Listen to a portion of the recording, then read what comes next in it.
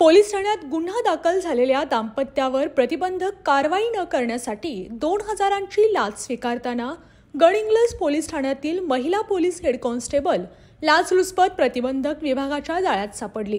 रेखा बैरू लोहार असे तिचे नाव आहे। काल मंगळवारी झालेल्या या कारवाईमुळे शहरासह व तालुक्यात खळबळ उडाली आहे। डिसेंबर 2023 मध्ये गडिंग्लज पोलीस ठाण्यात एका दाम्पत्याविरुद्ध मालमत्तेचे नुकसान केल्याचा गुन्हा दाखल झाला आहे। त्या गुन्ह्यात त्यांच्यावर प्रतिबंधक कारवाई न करण्यासाठी लोहार हिने 2000ची मागणी केली होती।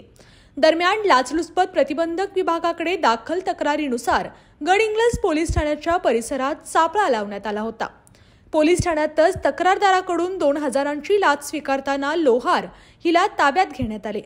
पोलीस उपअधीक्षक सरदार नाळे यांच्या नेतृत्वाखाली पोलीस निरीक्षक आसमा मुल्ला, प्रकाश भंडारे, अजय चव्हाण, सुधीर पाटील, पूनम पाटील यांच्या पथकाने ही कारवाई केली।